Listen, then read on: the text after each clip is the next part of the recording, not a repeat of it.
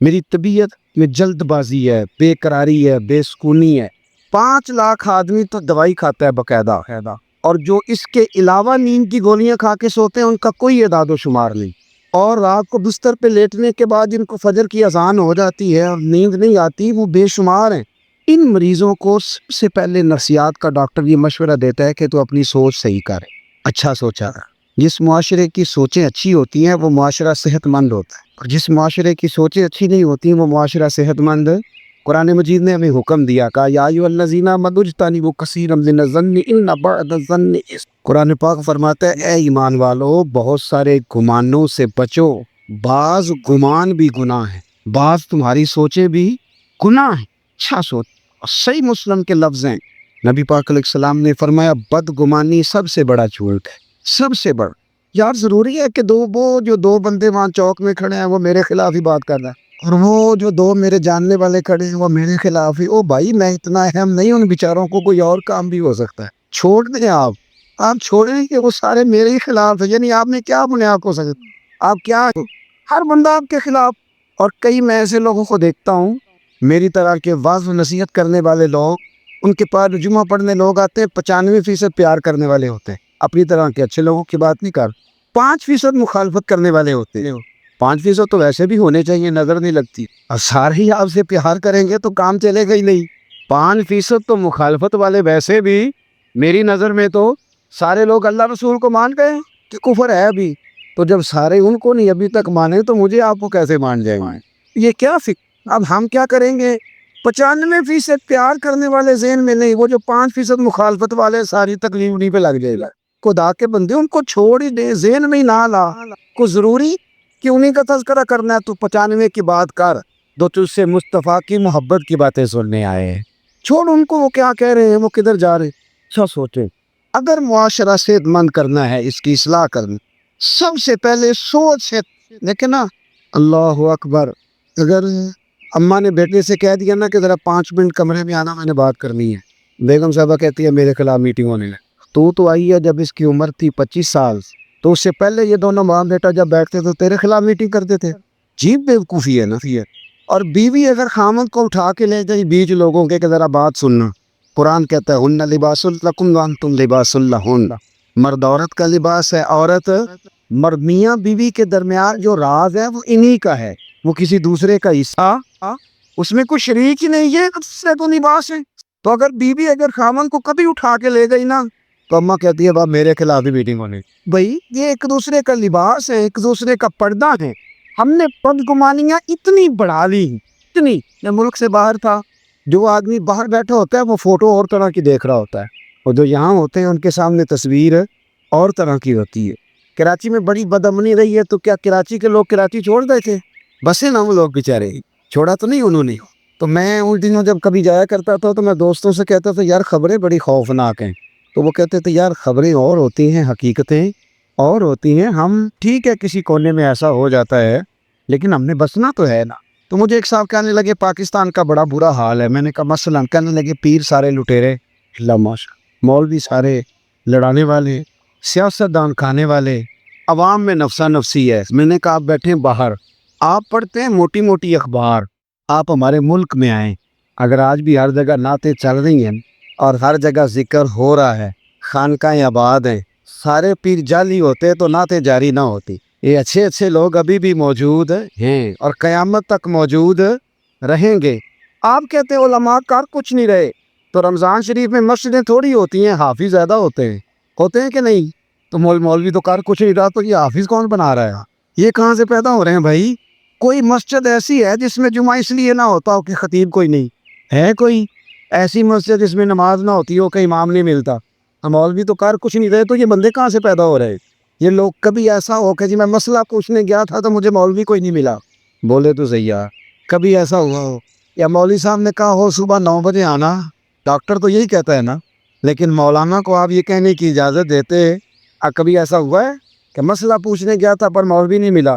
میں نے کہا آپ دور بیٹھ کے ایسی باتیں کرتے ہیں، مدارس آباد ہیں، گورنمنٹ کوئی سرپرستی نہیں کرتی، لیکن اللہ کے فضل سے ہر سال رسول اللہ کے غلام تیار ہوتے ہیں، حافظ قاری اور عالم تیار ہوتے ہیں۔ اور بات رہ گئی سیاستدانوں کی، میرے ساتھ کوئی اختلاف کرنا تھا تو مجھے اعتراض نہیں، پر میں سارے سیاستدانوں کو بھی برا نہیں سمجھتا، میں سب کو برا، غلطیاں سب میں پائی جاتی ہیں، ہمیں ہمارے اندر بھی پائی جاتی ہیں، لیکن ایک لاٹھی سے ہر بندے کو ہانکنا یہ بھی درست نہیں ہے۔ میں بڑی تنقید کرتا ہوں جہاں بات تنقید والی ہو، لیکن خدا را ایک لاٹھی سے ہر چیز کو ہانکنا بھی، اگر پوری سیاسی جماعت کے اندر ایک ایم ایل اے بھی ٹھیک ہے نا تو اس کی تعریف کرنی چاہیے، ایک ایم پی اے پوری اسمبلی میں صحیح ہے تو اس کو صحیح، میں صحیح کہہ رہا ہوں آپ حضرات سے۔ اور جہاں تک بات عوام کی ہے، عوام میں نفسا نفسی ہے، تو میں نے کہا کوئی نفسا نفسی نہیں، اللہ کا فضل ہے۔ یہ زلزلہ آیا تھا کچھ سال پہلے، تو جس بوڑھی اماں کی شادی کو 40 سال بیت گئے تھے اور جہیز کی رضائی اس نے نکال کے استعمال نہیں کی تھی، اس نے بھی کہا تھا یہ بستر زلزلے والوں کو دے۔ وہ بیٹی جس نے خود سلائی مشین سے بیٹھ کے سارا جہیز بنایا تھا نا، اس نے بھی اپنے ابا سے کہا تھا کہ میں 3 کپڑوں میں چلی جاؤں گی، لیکن وہ جو جہاں سیلاب آ گیا نا میرا سارا جہیز ان کو دے۔ یہ نوجوان جن کو تم برا کہتے ہو، جن کے بارے میں روز لوگ کہتے ہیں کہ لڑکے بڑے خراب ہو گئے، ون ویننگ کرتے، یہ کرتے، تمہیں ون ویننگ تو نظر آتی ہے، یہ نظر نہیں آتا ایک بابا جی کو خون کی بوتل کی ضرورت ہوتی ہے اور 14 لڑکے لائن میں کھڑے ہوتے، یہ نہیں نظر آتا؟ یہ میری ملت کے جوان نہیں؟ یہ میلاد کا موقع آتا ہے تو جھنڈیاں کون لگاتا ہے؟ یہ شہر اور بازار سجاتا کون ہے؟ یہ رسول اللہ کے نام کے نعرے کون لگاتا ہے؟ اور میں نے کہا تمہیں غلط فہمی ہو گئی ہے، تم نے سمجھ لیا ہے یہ وطن شاید جو ہے وہ سیاستدانوں کا وطن ہے، یہ وطن سیاستدانوں کو نہیں، یہ داتا علی اجمیری کا وطن ہے، یہ بابا فرید الدین مسعود گنج و شکر کا وطن۔ سوچے صحیح کرے، اور اس پر میں اپنی ساری اس گفتگو پر ایک حدیث پڑھ دوں تاکہ بات مضبوط ہو جائے، نسائی میں اور جامع ترمذی میں موجود ہے۔ نبی پاک علیہ السلام نے فرمایا میری ساری امت کبھی گمراہی پر جمع نہیں ہوگی، یہ ہو سکتا ہی نہیں کہ سارے لوگ برے ہو جائیں، یہ حضور نے نص بیان کر سارے لوگ برے ہو سکتے، مسئلہ یہ ہے کہ میں نے اینک لگا لی ہے نا تو میں اپنی اینک کی گرد نہیں صاف کرتا، میں سامنے والے کا چہرہ صاف کرنا شروع کر دیتا۔ خدا را اینک کی گرد صاف کریں، اینک کی اپنے آپ کو ٹھیک کریں، سوچ جب آپ نے کھڑے ہو کے چھت پہ دیکھنا ہے تو بندے بونے بونے نظر آنے۔ میں اکثر کہا کرتا ہوں کوئی چھوٹا اس وقت نظر آتا ہے جب اسے دور سے دیکھا جائے یا غرور سے دیکھا جائے، قریب جا کے دیکھا کرو، عاجزی سے دیکھا کرو، بڑے بڑے لوگ نظر آئیں۔ ہماری تو مصیبت یہ ہے کہ عشق کا اپنا غرور، حسن کی اپنی انا، اس نے آنے نہ دیا ہم نے جانے نہ دیا، ہم تو اس چکر میں پڑے ہوئے ہیں جب اپنی اپنی انا لے کے بیٹھے رہیں گے۔ میرے نا ابھی رضوی صاحب سے میں نے کہا جب میں جاؤں تو نعرہ نہ لگوانا، لوگوں کو کھڑا نہ کرنا۔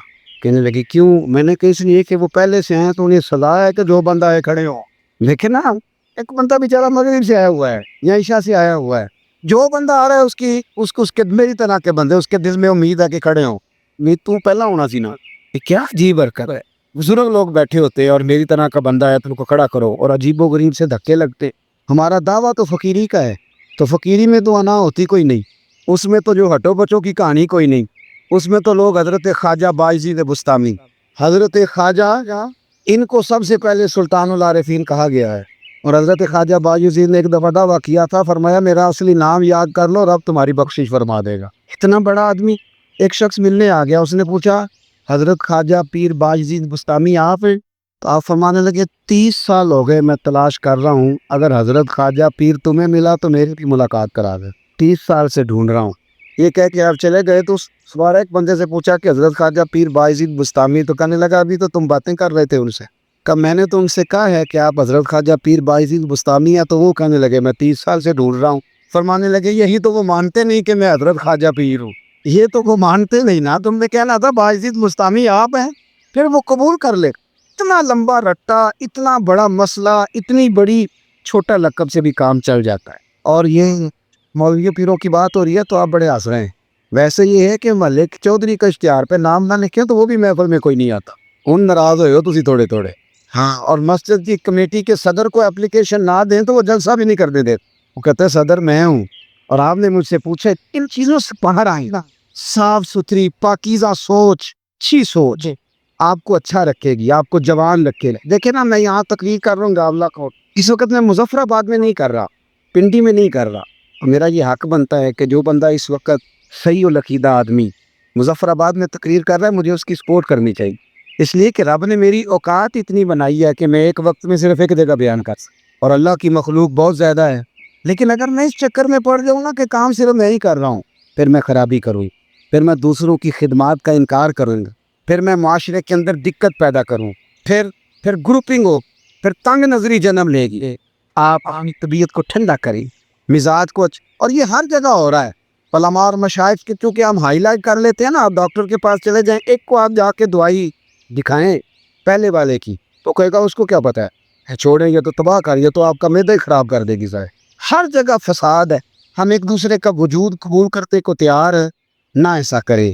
سوچ صحیح کرے، ستھری کرے، صاف ستھری. میں نے بھی ایک ڈاکٹر صاحب کو، مجھے بھی کوئی تھوڑی تکلیف تھی پچھلے دنوں، ٹیسٹ ویسٹ کرائے تو ایک ڈاکٹر صاحب کے پاس میں گیا تو انہوں نے ریجیکٹ کر دی پچھلے کی ساری دوائی. کہنے لگے اتنی دوائی کھا کے تو بندہ پاگل ہو جاتا.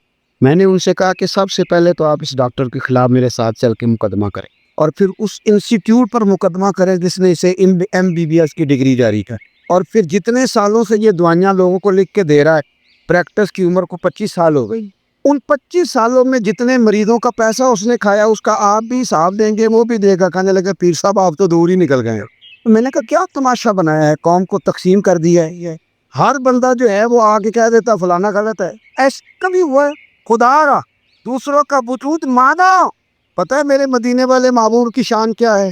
میرے رسول پاک کا کمال یہ ہے، قرآن ہے میرے نبی کی شانوں کا بیان، لیکن میرے رسول پاک پر نازل ہونے والی کتاب میں حضرت موسیٰ کی شانیں بھی ہیں، حضرت عیسیٰ کا مرتبہ بھی ہے، جناب مریم کا ذکر بھی ہے، حضرت سلیمان کی باتیں بھی ہیں، حضرت عیسیٰ کے معجزات بھی ہیں.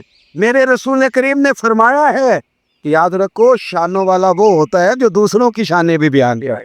یہ کیا بات ہوئی کہ اتنی تنگ نظری ہونا. اعلیٰ حضرت فاضل بریلوی رضی اللہ تعالیٰ عنہ کے سامنے ایک شخص نے شعر پڑھا، اس نے کہا شان یوسف جو دبی وہ بھی اسی در پہ دبی.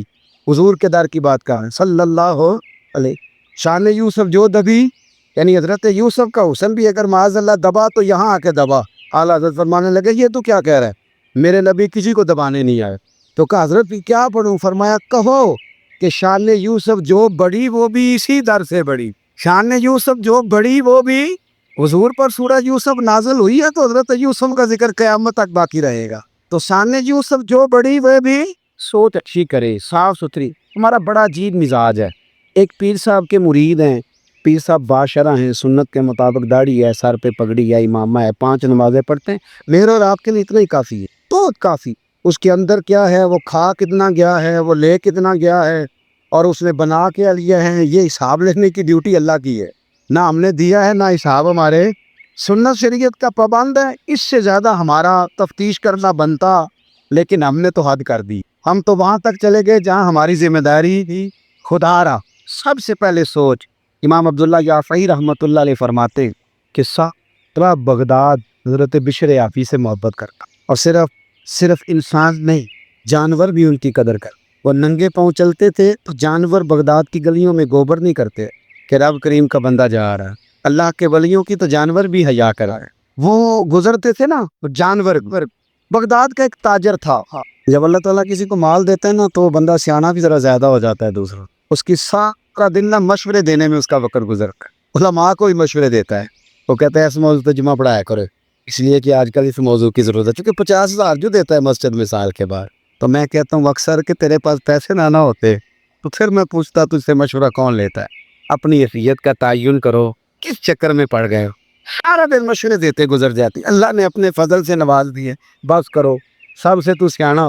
حضرت سالم بن عبداللہ رضی اللہ تعالیٰ عنہ کے پاس پیسے آئے تو حضرت عثمان غنی نے انہیں کہا کہ مبارک ہو اللہ نے مالدار کر دیا. تو فرمانے لگے یار چھوڑو، پہلے لوگ میری ذات کی عزت کرتے تھے، اب میری جیب کی کرنے لگے.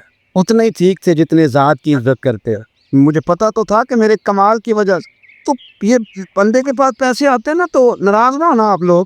میں نے دیکھا ہے یہ سویرے سویرے غریب عورتیں آ کے بیٹھتی ہیں رمضان میں زکوٰۃ لینے والی. اندر سے خبر آتی ہے کہ سیٹ صاحب ٹوتھ پیسٹ کروائیں، پھر خبر آتی ہے کہ اخبار پڑھ رہے ہیں. تھوڑی دیر کے بعد پتہ چلتا ہے کہ بریڈ ٹھنڈا آ گیا تھا تو اب وہ گرم لینے گیا ہے ملازم. پھر وہ باہر نکلتے ہیں تو پھر وہ کہتے ہیں کہ تم لوگ سویرے ہی آ جاتے ہو، سونے بھی نہیں دیتے. وارث شاہ مان کری نہ وارث، رب بے وارثہ کر کے مار دائی. اللہ کی بے نیازی سے ڈرے. اگر اللہ نے دینے والا بنا دیا ہے تو لوگوں کو ٹٹولتے پھرتے ہو. امام شافعی سے آ کے ایک شخص نے کہا تھا جی مجھے تو کوئی ضرورت مند حقدار ملتا ہی نہیں، میں دوں کس کو؟ تو امام صاحب کہنے لگے پہلے تو بتا جو اللہ نے تجھے دیا تو اس کا حقدار تھا. تیرا حق بنتا تو جو رب نے دے دیا. کہنے لگا جی نہیں. تو فرمانے لگے تو پھر کیوں لوگوں کو چیک کرتا پھرتا ہے؟ اگر رب نے فضل سے دے دیا ہے تو بھی دیکھ. اگر کوئی ضرورت مند ہے تو زیادہ ٹٹولا نہ کھائے گا. بہرحال بات لمبی نہ ہو جائے, مضمون پہ رہنا چاہتا ہوں. حضرت بشر حافی کا سارا شہر قدر کرتا, پیار کرتا. وہ بغداد کا ایک تاجر کہتا جی مجھے نہیں بابا اچھا لگتا. بھی آپ کو کیوں نہیں اچھا لگتا؟ توجہ ہے میری بات پر؟ آپ لوگ زیادہ تھکے ہوئے تو نہیں؟ کچھ دوست نا مجھے گھورتے ہیں تھوڑا تھوڑا, پتہ نہیں, میں کیونکہ کمزور آدمی ہوں تو مجھے احساس ہوتا ہے کہ یہاں تو دیر سے بیٹھے ہوئے یا کوئی ایسی بات ہے جس کی وجہ سے مجھ سے ناراض ہیں. آپ بالکل فکر نہیں کریں, میں جلدی چلا جاؤں گا انشاءاللہ. اور تقریر بھی میں لمبی نہیں کرتا, میں کرتا ہی تھوڑی ہوں. میں تو جمعے میں گھنٹہ نہیں کرتا, میں تو مختصر بات کرنے کا قائل ہوں.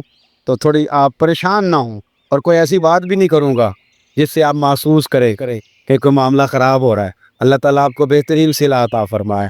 بغداد کا ایک تاجر کہتا مجھے نہیں جی بابا اچھا لگتا. کچھ لوگ ہیں نا سٹائل ذرا ہٹ کے, یعنی سب سے الگ بات کرنی, علیحدہ بولی بولنی. مجھے نہیں. بھی تمہیں کیوں نہیں اچھے لگتے؟ کہنے لگا جی یہ جمعے والے دن نا جمعے کے فرض پڑھ کے چلے جاتے ہیں, باقی نماز نہیں پڑھتے. مسجد میں کون سی نماز پڑھنی سکتی ہے؟ تو باقی جس کا جتنا دل کرے وہاں آپ پابندی لگا سکتے.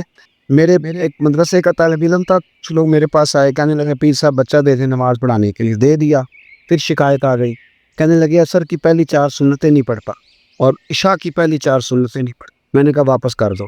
کہنے لگے جی آپ تو ناراض ہو گئے. میں نے کہا یار جس چیز کی پابندی اللہ رسول نہیں لگاتے تم کیوں لگاتے؟ آپ رب رسول اگر وہ سنتیں ضروری ہوتی تو فرض کر دی جاتی. جس کی اللہ رسول پابندی نہیں لگا رہے, ہمارا عجیب مزاج ہے نا, اس کی ہم پابندی لگاتے. غلط بات. اور میں چاہے چوتھی رکعت میں شامل ہوں, امام صاحب پر پابندی ہے کہ نہ وہ بچہ دیکھیں نہ بیمار دیکھیں. وہ اذان سے پہلے مسجد آئیں اور جب تک آخری سیٹ باہر نہ نکلے وہ باہر نہ جائیں. ایسے تو نہ کرو یار, کم از کم خیال کریں تھوڑا سا. ہر شخص کی ضروریات ہے جس طرح میری اور آپ کی. کہتے یہ فجر پڑھ کے نا فرض جمعے والے دن چلے جاتے تھے, باقی نماز نہیں, مجھے اچھا نہیں لگتا. اس دن ایک بندے نے سمجھایا اس تاجر کو کہ یار تو اسی بات پر ایک بزرگ پر چیت کرتا ہے, اور ہمارا مزاج ہے 99 خوبیاں ہوں, ایک خامی ہوگی پر ہم خامی کا ذکر کریں. حالانکہ انسان ہے, ایک خامی تو رہے گی, خامی کا ذکر کریں. ایک دن جب بڑا سمجھایا تو تاجر کہتا ہے میرے دل میں خیال آیا پتہ تو کروں بابا جاتا کہاں ہے جمعے کے فرض پڑھ. کہتے ہیں حضرت کے ساتھ میں نے جان بوجھ کے ان کے ساتھ نماز پڑھی. جب وہ فارغ ہوئے تو وہ جلدی سے نکلے, تو میں بھی تھوڑا چپ چپ کے پیچھے پیچھے ہوا.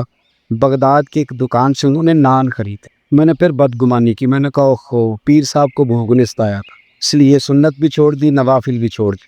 پھر وہ آگے گئے تو انہوں نے کباب ہوٹل سے کباب لیے, تو میں نے کہا ان کی عمر دیکھو اور ذائقے دیکھ. پھر بدگمانی. کہتے ہیں پھر وہ جنگل کی طرف بڑھے, تو میں نے کہا مولانا لوگوں سے مریدوں سے چھپ کے کھائیں گے. لیکن کہتے ہیں تھوڑا سا سفر طے ہوا تو ایک کچا مکان ہے, باہر سے کنڈی لگی ہو. حضرت بشر حافی نے خود دروازہ کھولا اور کہتے ہیں میں سوراخ سے دیکھ رہا تھا فالج زدہ بوڑھے بیمار بابا جی لیٹ, اور ان کے منہ سے رطوبتیں پانی کی نکل رہی ہیں. کہتے ہیں حضرت بشر حافی دوڑ کے آگے بڑھے, پہلے ان کو سیدھا لٹایا, پھر ایک پیالہ لیا, مٹکے سے پانی ڈالا اور پھر اپنا امامہ کھولا, پانی میں بھگو کے تو بابا جی کا منہ صاف صاف, اور پھر پہلا لقمہ بابا جی کے منہ میں ڈال کے کہنے لگے معاف کرنا ذرا مجھے جمعے والے دن دیر ہو جاتی ہے, ابھی تو میں نے سنتیں بھی پڑھنی ہیں, ابھی تو نوافل پر ادا کرنے ہیں, جمعہ تھا تو ذرا دیر ہو گئی ورنہ روز وقت پہ آتا ہوں. وہ شخص کہتا ہے نہیں, میرے وجود کے رونگٹے کھڑے ہو گئے, میں کیا سوچتا تھا اور بن کیا گیا. اور فرماتے ہیں پھر وہ بیمار بزرگ بولے اور کہنے لگے بشر حافی میرے تو اپنے بھی مجھے چھوڑ گئے, اور 14 سال ہو گئے ہیں تو میری 2 وقت کی روٹی لے کے آتے. میں پتہ نہیں زندہ لاش کب تک بنا رہوں گا, تو کب تک آئے گا. خدا کے بندے تو ہیں ہزاروں, بنوں میں پھرتے ہیں مارے مارے, میں اس کا بندہ بنوں گا جس کو خدا کے بندوں سے پیار ہوگا. کہا 14 سال سے آ رہے ہو تک آگے. جناب بشر حافی نے اپنے ہاتھوں سے بابا جی کے آنسو پونچھے, پھر فرمانے لگے آج کے بعد یہ لفظ نہ ادا کرنا, یہ جو سارا شہر میری عزت کرتا ہے اور جانور بھی قدر کرتے ہیں تو یہ میرے چلنے اور وظیفوں کی وجہ سے نہیں ہے. میں آپ جیسے لوگوں کی خدمت کرتا رہتا ہوں تو رب نے مخلوق کے دلوں میں میری محبت پیدا فرما دی, محبت پیدا کر. وہ کہتے ہیں کھانا کھلا کے حضرت بشر حافی باہر نکلے تو میں قدموں میں بیٹھ گیا. میں نے کہا مرید کر لے. کہنے لگے ایک شرط ہے, توجہ ہے میری بات پر. یہاں کرامت ہوتی بھی نہیں تو لوگ فیس بک پہ دے دیتے ہیں کمپنی کی مشہوری کے لیے. کیا تماشا ہے, جو باتیں چھپانے کی تھی وہ بتا رہے. یہ کیا بگاڑ دیا تصوف کا رنگ, جڑے محرم راز حقیقت دے وہ تے رازے کی کھول دے نہیں. اے جنہ ویکھیا نہیں او کرن گلاں, जिन्हें वेख लिया होते बोल दे ही नहीं, तो बात ही नहीं करते। वो तो हजरत बिशर अभी फरमाने लगे एक शर्त है, अगर तूने मेरा मुरीद होना है। कब? वो क्या फरमाने लगे, ये जो तूने देखा है ना मेरी जिंदगी में किसी से बात ना कर, ये मेरी शर्त है। फिर फरमाने लगे यही तो चंद नेकी हैं जिनके सबब अल्लाह क़यामत पे रहम फरमाए, ये भी लोगों के सामने ले आओ। वो शख्स कहता है जिससे मैं समझा करता था ना कि ये उनका गुनाह है, वो उनकी सबसे बड़ी नेकी निकल आई। बहुत सारी जगहों पे हम समझ कुछ रहे होते हैं और निकलता सोच साफ का अच्छी करे। जो जिस मकाम पे है उसे वहाँ वकार देना सीख, इज्जत देना सीखना। दूसरी इस्लाह मुआशरा के लिए मेरे जहन में जो बात है वो ये है कि ज़िंदगी में ना खुददारी पैदा करें। खुददारी ये जो आज मिजाज बन गया ना, दूसरों के माल पर नज़र और किसी का हाथ थाम के रातों रात बड़ा होने की कोशिश, इससे बाहर आ गए। अल्लाह ने जहाँ मुझे बेहतर समझा, रब ने वहाँ